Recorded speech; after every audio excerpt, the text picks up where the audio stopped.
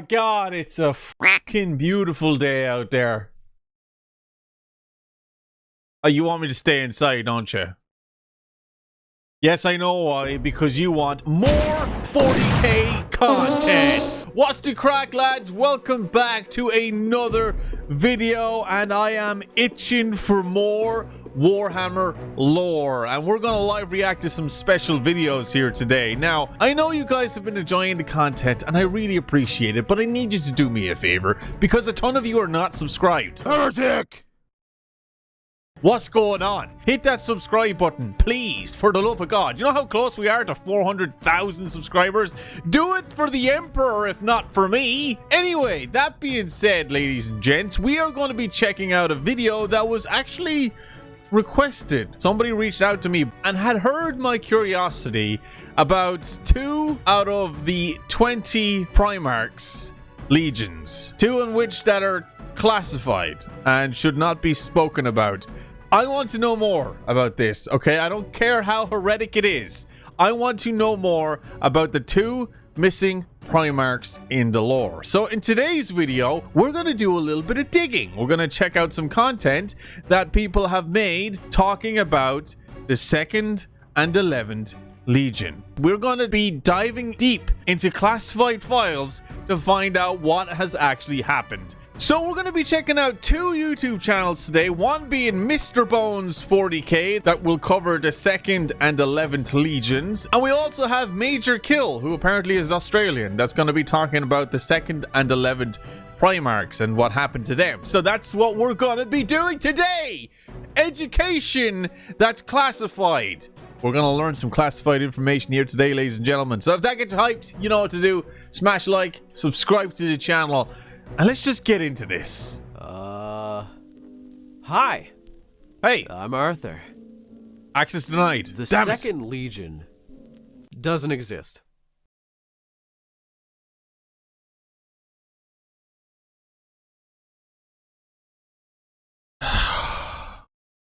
Please be a joke. Please be a joke. Yeah, that was a terrible joke. Thank God. Okay. What isn't a joke is how much we don't actually know about the 2nd Legion and their Primarch. Of the original 20 legions of Space Marines, each legion having a Primarch, aside from the 20th Legion, which had 2 for some reason, there were 2 legions struck from the Imperial record completely. They were obliterated. Yes, that's I have that in my book that I purchased. You haven't seen my video on my book? What? What do you mean you haven't seen my video on my book? It's an amazing book, and I'm reading it currently. Please, can you check out that video? And if you even so much as infer there is a 2nd Legion, or that you know anything about them, then you are probably going to get a bolt shell to the back of your head from a nearby commissar, whom was so kind as to relieve you of your heretical thoughts.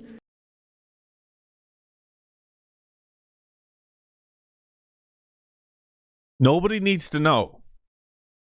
Nobody needs to know. Yes. Of all 20 legions, the 2nd one was one of them that got disappeared, and there isn't much to go on in terms of how it happened. So with that in mind, I'm going to propose an idea or 2, while also talking about what I think happened. I mean, it's not like I'm going to be proven wrong. Is GW really going to release anything involving the 2nd Legion? They haven't since the Space Marines were invented. Wait, what? Wait. So is it... Hang on. So there is no actual information? Like, canon information that Games Workshop have released? There's nothing on it? Okay, please. Please, Mr. Bones, explain. Though I did hear there was some info in the newest book about Angron, about them. Like, a single sentence uttered by a Grey Knight, which is like more lore than some other more mainstay factions get nowadays. What do we know about the 2nd Legion? Well, we don't know what their name was, and we don't know who their Primarch was. We do know that they did serve in some wars during the Great Crusade, and were likely in a massive war called the Rangdan xenocide alongside the other missing legion. The What the easiest hell way is that? out would be to say that their Primarch was killed during said xenocide, and a lot of people tend to agree with that. But because I'm an asshole contrarian, I kind of want to propose a different theory that is probably incorrect. So to start, why are there 2 Primarchs missing from, like, a meta-contextual reason? To make the game more marketable. No, really. I know, it's weird, but... What do you mean by that? Originally, they were unknown because people above game and above the universe could be cute and make their own Primarchs and Legions and make cute Space Marine armors to match. That's just... Okay, so that's what I've seen appear in the comment section for why there were 2 legions left blank, basically for the community to create their own stories and their own Primarchs and come up with their own lore for funsies. That's what I've heard. So that's true then. That's 100% factual information. Okay, I like that. I think that's interesting, and it does give, you know, the fan base something to be creative about, and it gives the Warhammer community to really mess with their imagination and come up with some crazy mad lore ideas. But at the same time though, a franchise that's so heavy in lore and storytelling, wouldn't you not want to, like, come up with some form of story or a bit of lore that explains the classified legions that have been wiped from the 40k history books? Like, I don't know. Let's continue. Something that GW would do just to give you the option of buying more Space Marines just so you could customize them to be whatever you'd like. That concept has kind of fallen by the wayside by now and is a bit of an anachronism at this point, considering if you sneeze in a direction, you're bound to hit some Ultramarine successor chapter that fits whatever criteria for a Space Marine you want to include in your army. There really isn't much of a... That's very true now, actually. We actually gotten to the point where there's so many different chapters that have branched out from the legions that all of them are so unique and different that there's so many that you could come up with an original idea and it probably already exists. Do you know, that kind of way? Now, that's from what I've seen. There's a lot of different chapters from the legions. That's like a lot, like apparently 1,000 plus. So like you're bound to come across something that has like lore and rich story that you think you came up originally by yourself, but somebody has already come up with it. And yeah, do you know that kind of thing? So that's, I can understand why now it's kind of having them there for that reason is kind of pointless now. We kind of need something now. Reason to let people make their own Primarchs anymore, especially since it's been established that the Primarchs of 2 legions that were wiped out from record also had their legions absorbed into another legion, or were just wiped from existence, period. I suppose you could just make an army saying, hey, this dude is part of the Turbo Bear chapter. I like this this little template here. I'll move my face cam down. This is actually very cool for, like, you know, if you want to come up with something interesting and new, and like the color scheme, the founding chapters, the chapter master, specialty battlecry codex compliance, chapter badge. That's very, very cool. I like that. Yeah, it gets the creative juices flowing, I guess.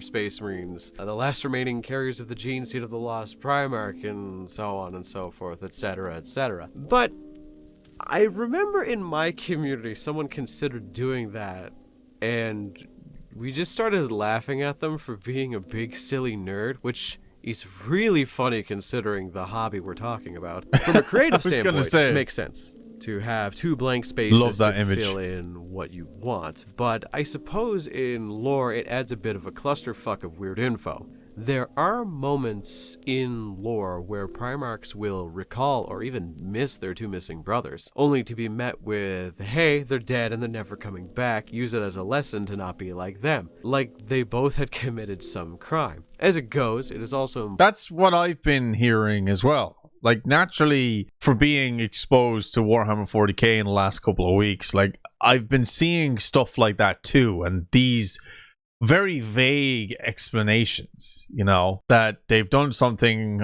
so heinous and heretical or just batshit crazy that they have to be removed from all of lore and all of the story and history. Like, it just makes people more curious when you do that shit. Like, that's why I'm doing this video, because even I am more curious about it. I want to know. Like, you can't put 20 Primarchs in a book or 20 legions in a book, right? The book that I'm talking about is the one that I bought, and have two of them saying classified without me asking questions. I need to know. I have to know. Implied that one of the other Primarchs, Leman Russ, was trained and genetically crafted to be able to kill Primarchs, and has even done so before the Horus Heresy.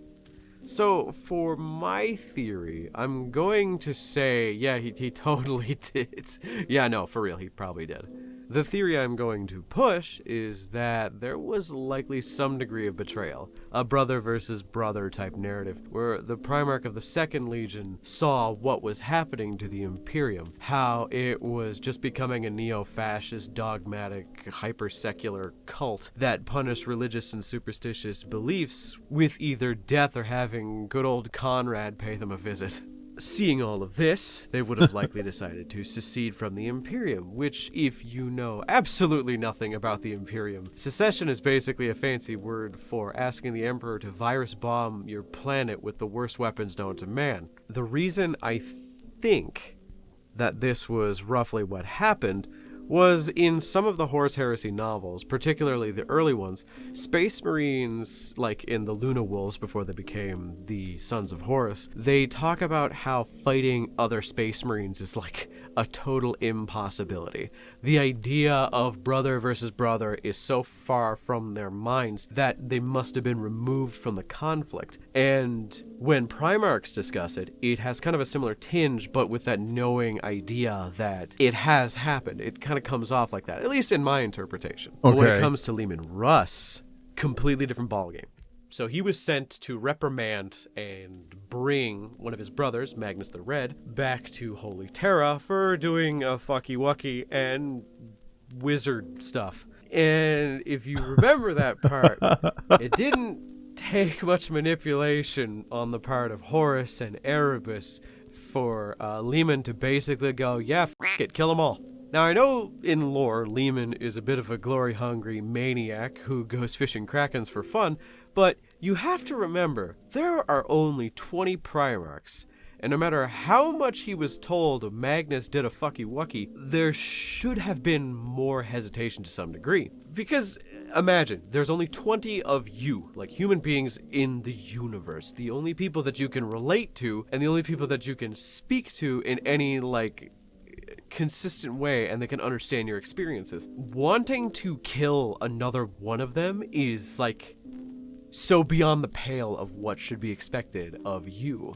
So for Leman to immediately jump to, yeah, let's fucking break that giant twink over my knee, there has to be some kind of precedent for him to know that that is a thing that's possible. It just gets past that mental boundary in his head. So I think Primarch seceded of the Second Legion, of course, and Leman was sent to kill him.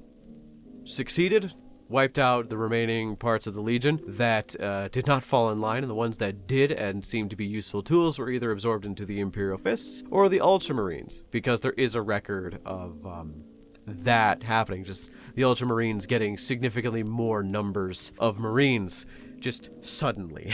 Is it a plausible theory? No. I mean, it makes a lot of sense when you think about it. To me, it does, anyway. Oh, not really. Is it a good theory? Oh, even less so. Are there holes in it? Dude, the Horus Heresy is like a 40-book long series. Trying to find all of this information on the fly is like fucking impossible, but I've been reading a lot of like individual like posts online and like snippets from like wikis and snippets from the books, and with my rudimentary knowledge of the Horus Heresy, I kind of put two and two together and see that it makes kind of sense for that to happen. Well, I mean, the most logical thing is they died during the Rangdan xenocide, because that seems to be the most commonly affected thing. And I'll get into the Rangdan xenocide when we... That's the creepiest image I've seen so far. What am I even looking at? What is that? We talk about the other Primarch because I think that they were the one that fell to that. I just wanted to propose a different idea. Something that might have more meat to it. Because at the end of the day, I think just saying, lol, mind control, aliens did it, isn't really that satisfying. Also, I agree, it's not, especially for the likes of Primarchs. You know, the seeds of the Emperor. You know what I mean? Like, these are individuals that are essentially demigods. I think they're called demigods in the lore. They are beings that are of such high power and importance to just be reduced to, oh, they were mind controlled by aliens and killed. Just sounds weak and pathetic and un-Primarch-like. Do you know?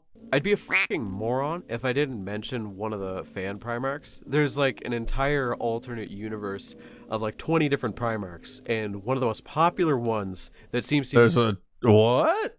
Fan-made, right? Be transcending that. I think it's called the Burning Thrones universe. Is this Primarch for the Second Legion called Icarian Anasim, the Second Legion Primarch for that, and the Primarch of the Lightning Bearers, which, from looking at all the art that people have done for it, is a fucking dope design. The lightning aesthetic and like the thinner power armor is just really cool.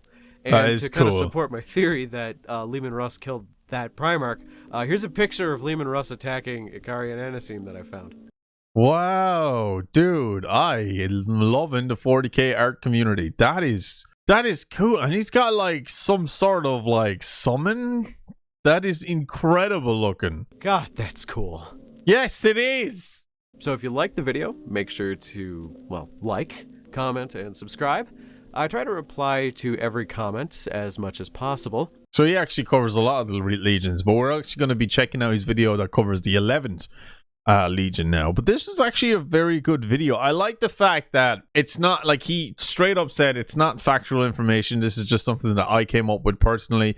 And he's just going on information that he has seen and read online that would make more sense than what we kind of know what actually happened, or what we're left to assume happened to these other legions and Primarchs. So I like that. So this is actually a nice video, and it gets me thinking as well, but it doesn't give us a solid reasoning to what actually happened, you know, because I don't think there is one. This one seems to have a little bit more to it. Hi. Hello. I'm Arthur. And today, we are engaging in part 11 of my series deep diving into all the original 20 legions of Space Marines. Which I feel a lot of you forgot. I said 20 legions, not 18. I'm hitting all 20, even if there's no information about them. And going to the absolute maximum of my insanity, today we're going to spin quite the batshit insane story. So, who were the 11th Legion? But I have an answer for a more important question of where are they now and what happened to them. But before we get to that, there are a few things that we need to discuss and a few questions that I need to answer. So put it into the simplest terms, in the literature of 40k and the Horus Heresy, there are a lot of moments that are kept intentionally vague and ambiguous, usually described as a fuck it, no recording, we go in, kill them all, and what have you. A lot of people complain about one in particular, which is the Rangdan xenocide, where apparently the greatest threat to all humanity. The Rangdan xenocides were a series of 3 xenocidal campaigns of the Great Crusade carried out against the Xenos threat known as the Rangdan. These wars were the most terrible of any fought by the expeditionary fleets of the burgeoning Imperium of Man before the Horus Heresy. Oh, okay. The alien threat was only stymied. Some of these words I've never seen before. After the intervention of the Emperor himself, and at least 9 Space Marine legions, over a dozen Legio Titanicus Titan legions, several Imperial Knight houses, the military forces of the ancient Mechanicum, and hundreds of thousands of troops of the Imperial Auxilia. Imperialis Auxilia. My God, these words, dude. Okay, I need to read into this a bit more. This sounds really interesting. Humanity and the Imperium as a whole prior to the Horus Heresy occurred and was snuffed out in under a century of fucking horrid bloody war. Here's the kicker though. We know literally dick all about what happened. For one of the most significant events, a lot of people complain about knowing absolutely nothing about it. We lost billions of Imperial servants in this blood war, which I'm gonna put an end to the confusion now. You know, silly little man that I am, and just say. So here's a question for all of you. There seems to be a lot of missing information within Warhammer 40k. Naturally, because it has a lot of stuff, and some things are mentioned to make stories sound cooler and have more backstory, that the backstory that was slightly vaguely mentioned never gets explained. And that can happen in multiple different franchises where they explain, oh, you know, this person is like this because this happened 10,000 years ago, and then it's just left that way. You know what I mean? Like, that stuff happens all the time in a lot of franchises, and especially with Warhammer 40k that comprises of a lot of information, a lot of stories, a lot of lore, a lot of characters. There's going to be so much shit that was just put out there on a whim that never gets explained. But this one in particular sounds really interesting because it sounds like a very significant event within the 40k timeline that has no information. So of course that would actually make people more irritated, especially people that really appreciate the lore of this franchise, that they just get, you know, these subtle vague pieces of information that are involved in like important pieces of events in the timeline. It's weird. I don't know, man. I think this is cool. But what I wanted to ask you, because I went on a bit of a tangent there, was, do you think if it ever happened, if Games Workshop managed to, you know, work with the right people that understand this story and understand its world, its universe, and its lore, do you think that a lot of the unanswered questions should be told through live action? That's what I was going to ask. Like, if, say, somebody decided to take on a series of movies of Warhammer 40k, like a huge range of movies, like Lord of the Rings level production. You can have a trilogy, you can have an anthology of movies, and these movies, they explain the origin of Warhammer 40k, but they also explain major events in time and stuff that gets lost in 40k lore that is never explained. Do you think it would be a nice way to explain it and actually finally give us a look at things that have happened through live action? Do you think that would be the best way it should be told? Or do you think they should just release a book about stuff and just fill in the plot holes for people to read on and find the lore themselves? I don't know. I feel like a lot of this could be fixed with big production movies. And obviously the coolest way to enjoy it as well. Hey, it's not really that complicated. From a meta-contextual view, this happens a lot in, like, every form of writing. GW likes to imply a lot more than they are going to actually say or do. So when it comes to big, evil, kill time of darkness eras in the universe that go widely unexplained, it's more or less a cop-out to say, hey, we have 30 plot holes that can be explained by this event. Just let the lorehounds do the digging and make their own conclusion. It's more or less genius, and GMs in D&D have been doing the exact same thing for eons, if eons were 40 years. Like, good example of another similar event in the lore is the fucking Howling, another massively threatening Xeno known as the Caco. What's this? I love how this guy talks, because he's literally talking from the heart. You can hear the irritation in his voice when he talks about this stuff because he's passionate. The Howling. Black Templar Space Marines end the Calexis heresy by executing the Cacodominus, an alien cyborg whose formidable psychic presence allowed it to control the populace of 1,300 planetary systems. What the fuck? Alas, the Cacodominus death scream echoes and amplifies through the warp. What? Burning out the minds of billion astropaths and distorting the signal of the Astronomicon. These freaking words. Millions upon millions of ships are lost in the resulting upheaval, and an entire subsector slide into barbarism barbarism, what they like cutting hair, without the tic-tacs. Fuck! Without the tic-tacs of Adeptus Terra to guide them. Reading words, difficult, hard, brain, work, please. But that sounds insane. Dominus, that held entire swaths of space, was just written out of existence by the fucking Black Templars blaring Sabaton while riding into glorious melee. Now the Cacodominus is relegated to a literal relic. That's it. When apparently it was such a god-tier psyker, it can control several star systems at once. By the way, that's my relic bearer for the Cacodominus skull. Give him a little smooch for me. I painted him myself. Oh, so with the Rangdan that's yours. Xenocide, Let's have a look. Oh, you've done a good job. I really like that. That's cool. By the way, that's my relic bearer for the Cacodominus skull. Give him a little smooch for me. I painted him myself. So with the Rangdan Xenocide, it's pretty easy to make your own theories, because it likely won't ever get proven what truly happened.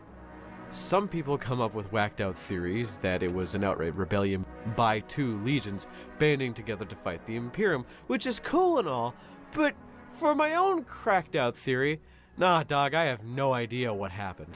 If we're going to be literal with all the information we know, it was very likely we both lost the 2nd and the 11th Primarch to the Rangdan, which is why the 1st and the 6th Legion were sent to deal with them. These two legions are specialized in killing the ever-loving shit out of anything and weathering the storm long enough to make sure that the thing they killed couldn't even come back by accident a million years later. Now, allow me to make a supposition.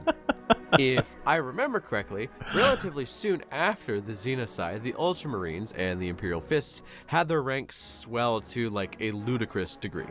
I'm talking jumped almost an entire legion in size, which logically means that the Primarchs being dead or lost, their legions... Yeah, but if that was the case, right, and, you know, those legions expanded in population, was it explained, or it just randomly happened? It's like, oh, hey, your army has just doubled in size.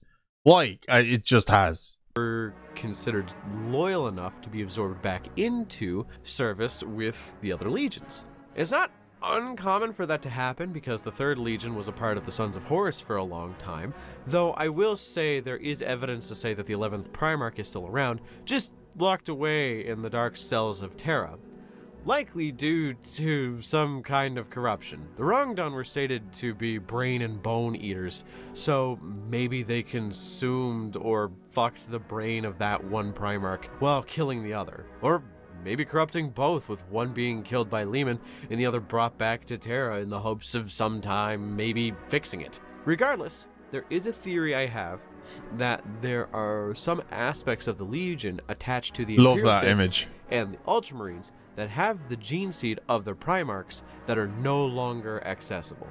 A good example of this is the so-called successor chapter of the Imperial Fists, known as the Soul Drinkers. Now, it's more likely that they were just super fuck you mutated and corrupted, but even though all the records said they were Imperial Fist stock, but when compared, their gene seed did not line up with the stated records Rogel Dorn goop they had in stasis on Terra. You follow me? Make sense? Cool, because Space Marines do form brotherly bonds, so those of the 2nd and 11th Legion would likely have stuck together and make it so they work together continually, so their apothecaries would likely attend to their own warriors. So, the gene seed collected by 11th Legion apothecaries would have been from 11th Legion Imperial Fists, and I said that with air quotations. Meaning their gene seed would be preserved throughout the centuries of serving as a different legion, being implanted into new warriors under the banner of Dorn or Guilliman. Haven't you ever thought about how fucking weird it is that some successors to the Ultra Smurfs and the Fists have almost nothing to do with the original chapter? It feels like their gene seed just changes them in such random ways. Their warrior culture just super weird. Look at the Iron Snakes, Ultramarine successor. Fucking weird. Don't even get me started on the Emperor Spears.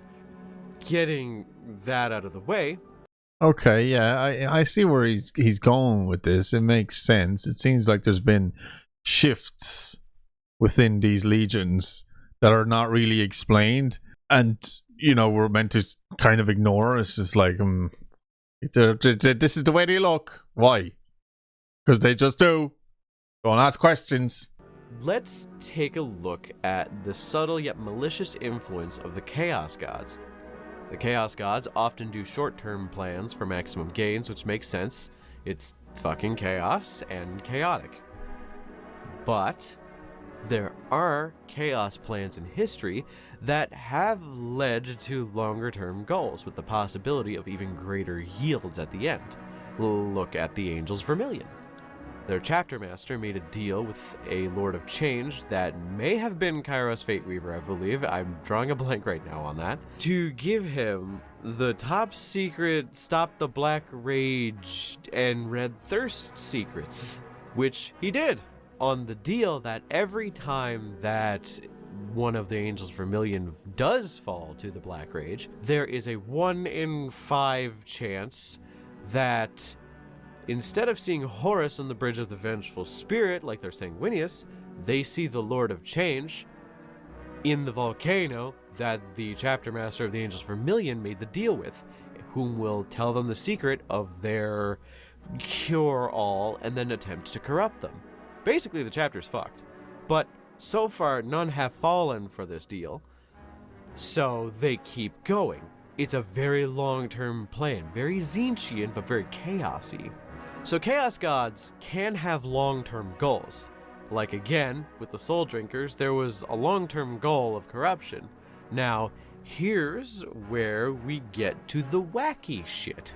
I swear this will all make sense, and some of you astute Oh my god, I thank God, because I was getting really, really confused there, man. I was like none of this really makes a whole lot of sense to me right now. I'm like, where are you going with all of this? What if an aspect of the 11th Legion was manipulated after being absorbed into the Ultramarines for thousands of years? Subtle changes, like a parasite leeching off of a festering wound to guide the minds and souls of the remnants of a specific legion to a specific endpoint. It's not that far of a stretch. Where does chaos fester? The Eye of Terror! What better target than those said to defend and patrol the Eye? In comes the Adeptus Praesus, which I know I am saying wrong, but even if I said it right, it still wouldn't seem like I was saying it right. Quick overview, the Adeptus Praesus are space marines that came from gene stock of marines said to be especially uncorruptible, like, drumroll please, the Ultramarines, the Imperial Fists, the White Scars, Dark Angels, so on and so forth. 20 chapters were formed to guard specific sections around the Eye of Terror, which, to kind of go back to my point, if you're following the insanity so far, the 11th and the 2nd Legion, even with our most lenient understandings, had no way of falling to chaos, so the remnants absorbed into the Fists and the Ultramarines are probably still under the fucking radar. Even if their Primarch fell to some unknown chaos god, maybe they just got miscategorized and forgotten as Ultramarines. Because that does happen. The Administratum does make mistakes. My favorite mistake and example of this are the Swords of Huldroth, an Ultramarine successor chapter that after hundreds of years of service was found out to not actually be a successor to the Ultramarines. They were found out to be a successor of the Blood Angels, and thus they changed their name to the Carmine Blades, and they now understand, wow, this is probably why we suddenly see some weird bald guy on a spaceship thousands of years ago and start going into a killing frenzy. So a miscategorization of this aspect of the Legion that has been preserving itself through battle, possibly as its own chapter over the years, could definitely happen. So one of the 20 chapters sent to the Eye under the banner of the Adeptus Praesus, subtly manipulated by some dread god over thousands of years, might have been sent there and might be in the right place at the right time, which is exactly where the Sons of Malice fucking ended up. Yeah, you saw it coming. It was in the thumbnail. I'm talking about them. They are real. They were in the fall of Cadia, and they are the last remnants of the lost 11th Legion. Fuck you. I'm right. Malice obviously chose them because they were a part of the 11th Legion, and his number is 11, like the other Chaos Gods, like Nurgle's number is 7, so he obviously chose the 7th Legion, which is the fucking Night Lord. Fuck, this is falling apart under any level of scrutiny. But like, is that far out of the realm of possibility? And the Sons of Malice are just such a weird warband at base, so for them to worship a chaos god that barely exists in the canon, why not have them be a part of a legion that barely exists in canon, right? Make sense? Sons of Malice. They sound really interesting. No? Fuck you, it's my video, I do what I want. I feel like for me it was enough to eat me inside when it comes to stuff that's unexplained and we're just told to forget about and never talk about, being the 2nd and 11th Legions or the 2nd and 11 Primarchs.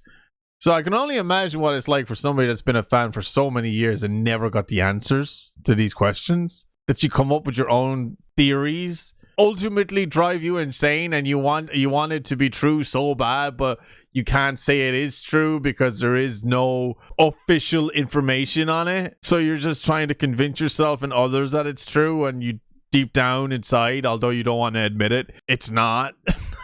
Even if it makes a lot of sense, it's still not fucking true. But the Sons of Malice, that sounds really interesting. I need to look into them. I'm just trying to entertain a theory that isn't just whoopsie aliens did it. And leave it at that.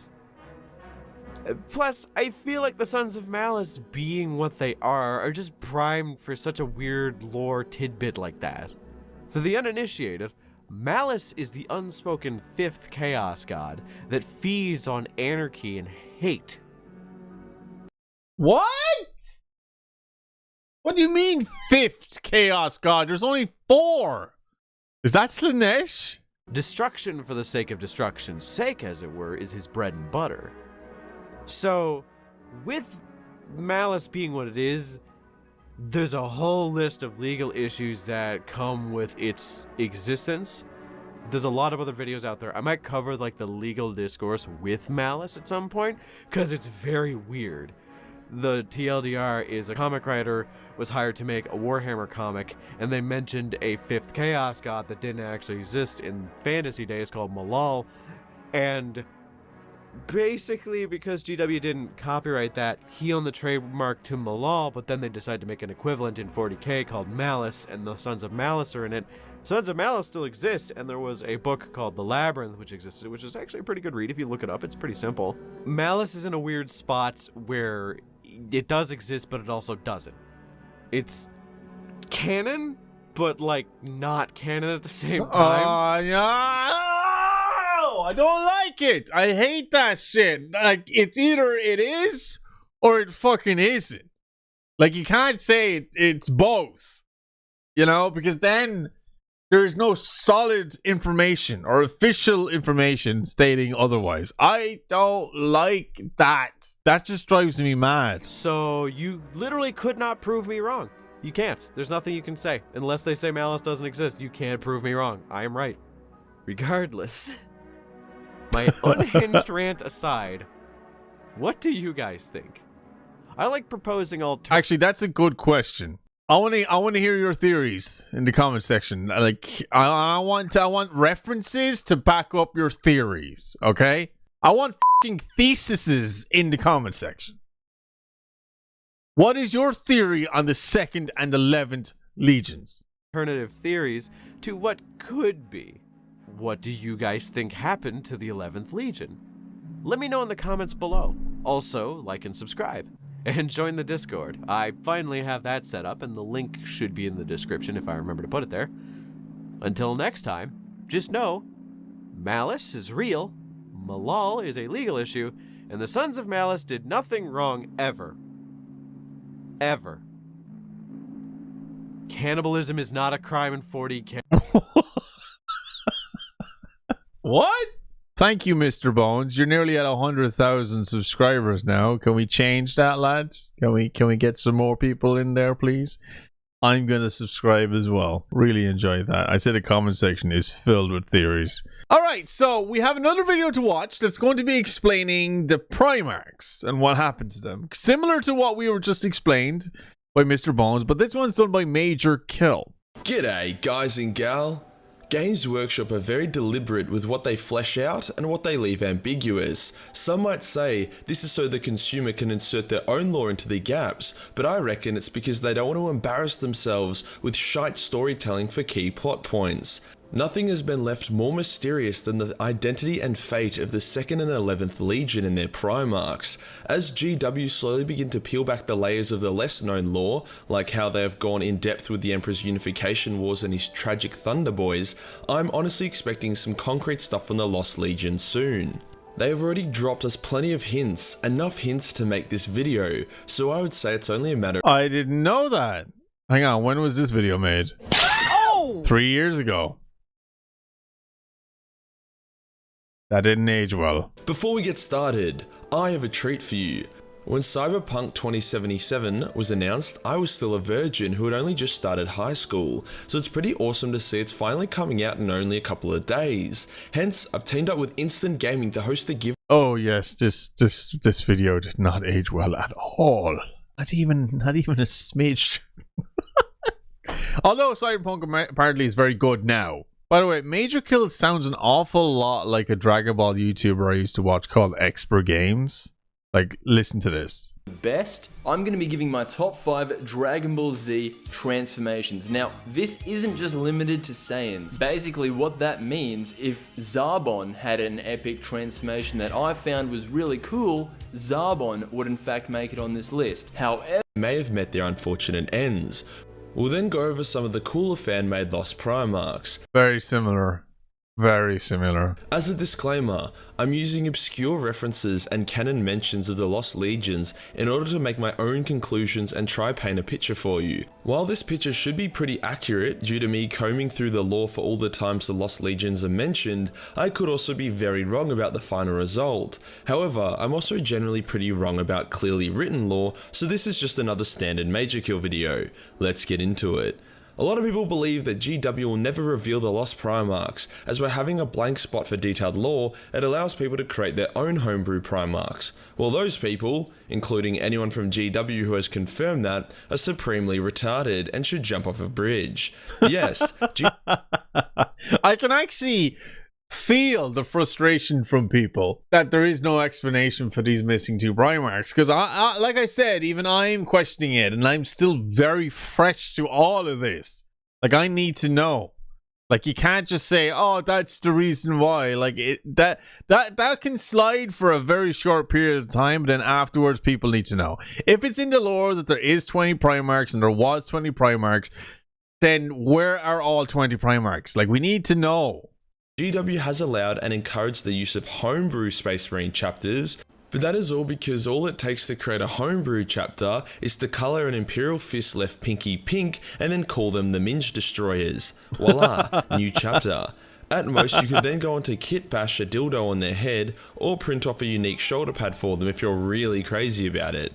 For a homebrew Primarch, you would need to pay hundreds of dollars, if not more, to get a 3D modeler to create your Primarch from scratch, and then get it printed. You would then have to spend hours creating a really cool backstory for them, so that if anyone ever saw your Primarch, their first reaction wouldn't be, wow, what a piece of shit. The point I'm trying to make is that GW has no real economic incentive to keep the Lost Primarchs mysterious for the sake of the incredibly tiny Primarch homebrew community. I love how annoyed he is by all of this. The teeny tiny Primarch homebrew community. It's almost like saying, like, nobody gives a fuck. And if they do, it's only a small minority of people. and their Primarchs. We know for certain that the lost Primarchs are dead, and that their deaths were pretty unpleasant.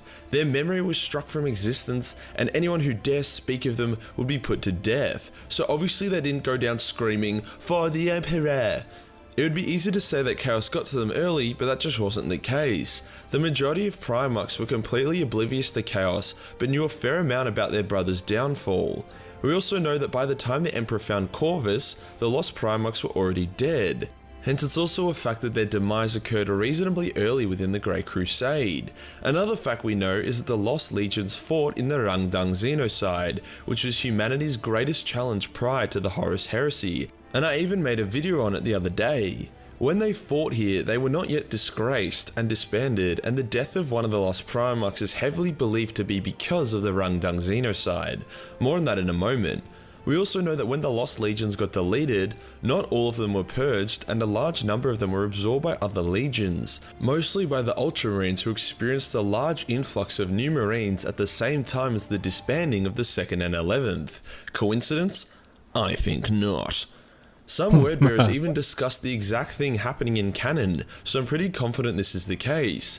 After all, even with chaos, corruption, and careful planning by their Primarch, 1/3 of each traitor legion was still loyalist, so it's not hard to assume the same would come of the Lost Legions.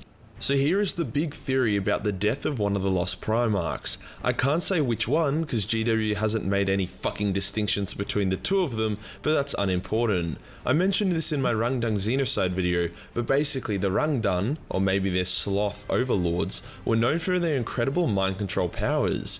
I reckon that the Rangdan were able to corrupt one of the lost Primarchs and a lot of his legion over to their cause, explaining why the Rangdan xenocides were so challenging for the Imperium, as well as why the Rangdan xenocides have been mostly purged from Imperial records. There is absolutely no description or image of the Rangdan available, as I believe the Emperor didn't want it to be common knowledge that one of his sons had betrayed him. We could even go as far as to say that there was no Rangdan Xeno, and that the Rangdan was just a cover up for a league. Jeez, take a shot every time he says Rangdan. You be on the fucking floor, bro. You ain't gonna wake up till next week. That word is funny as well. Rangdan, xenocide. Knowing traitor.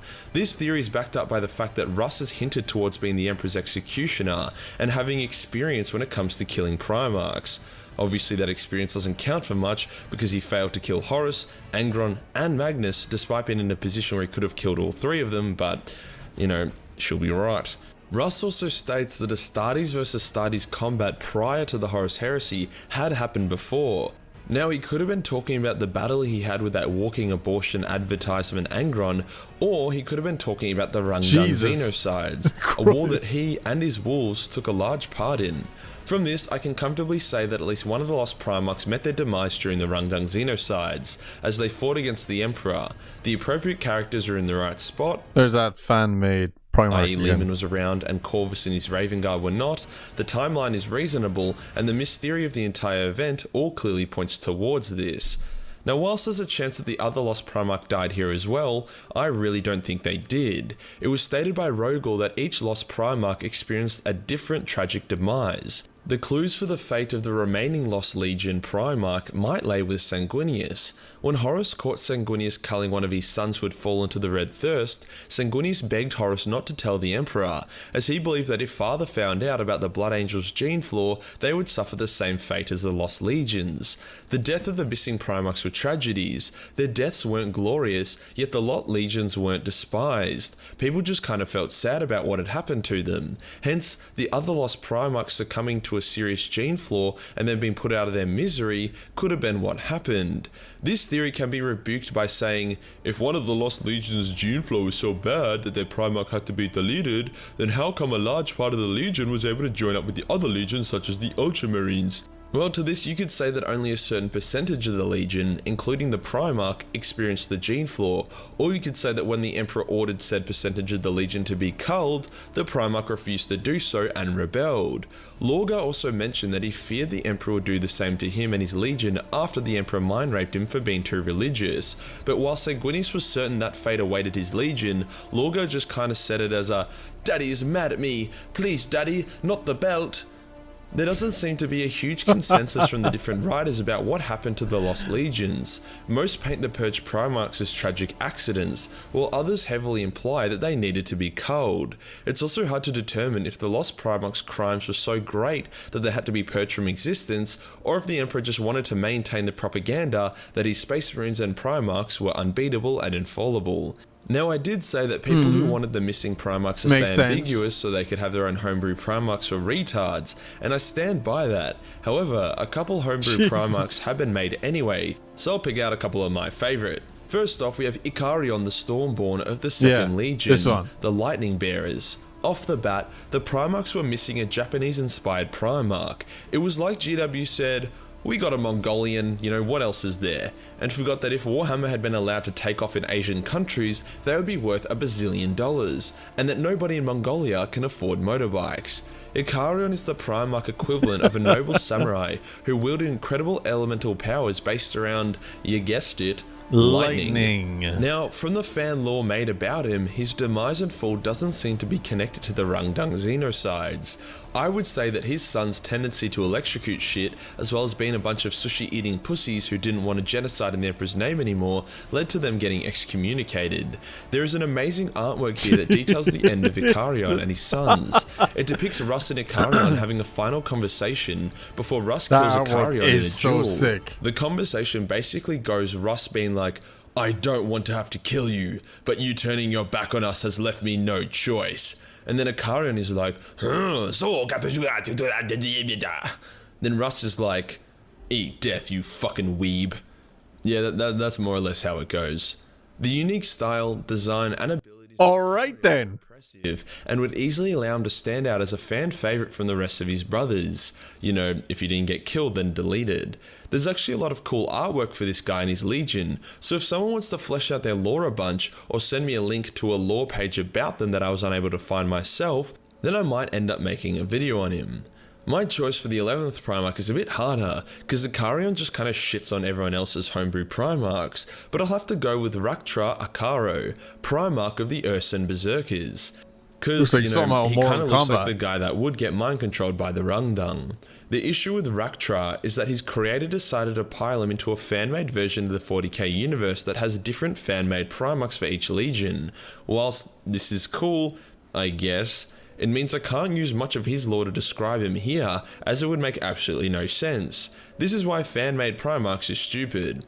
Basically, Raktra was a raging asshole that could match Angron with how much of a ruthless dick he was. At least Angron had an excuse via the nails in his brain. Raktra just kinda sucked as a person. However, he was a master hunter and an apex predator of his planet, growing up in a gang of a hostile world that had been ravaged by the Age of Strife. When the Emperor arrived, Raktra was excited to finally meet an individual more powerful than he, hence he agreed to serve the Emperor. Well, when he discovered that his role of a Primarch was to protect humanity, not teabag it, he got pretty upset. With how powerful and ruthless he was, as well as how cooked his brain seemed to be, he would be the perfect candidate for the Rangdan Xenocide's Primarch. Fan-made stuff is cool. Canon lore is cooler. Give me some canon missing Primarchs, or just make Ikarion canon, and I'll be happy. And that does us for today, guys, the lore and story of what we know about the missing Primarchs and their legions. If you enjoyed the video and want to support the channel, then Patreon is the place to be, where only $1 per month gives you access to a boatload of Warhammer hentai. Hit the subscribe button. Who is this guy? I like him. He's funny. He doesn't give a shit. Oh, smash the like and subscribe. Well done, Major Kill. I like that video a lot. The one thing I've definitely learned from these videos is that there is no solid information. And it's just people in the community, creators, fans alike, coming up with their own theories and trying to make sense of it. And there's a lot of things that tie into it that makes these theories make sense, which I like. I think that's very, very cool that there is information that kind of backs up these theories very well. But at the end of the day, until GW come up with some sort of official canon information, I don't think we're ever going to truly know what happened. So in the meantime, we have to keep our mouths shut and never speak of it again. This video never happened. The information that was spoken about here today was never said. Forget everything. There are 18 Primarchs. That's all you need to know. Wait, who are you? Death to the heretic! Ah!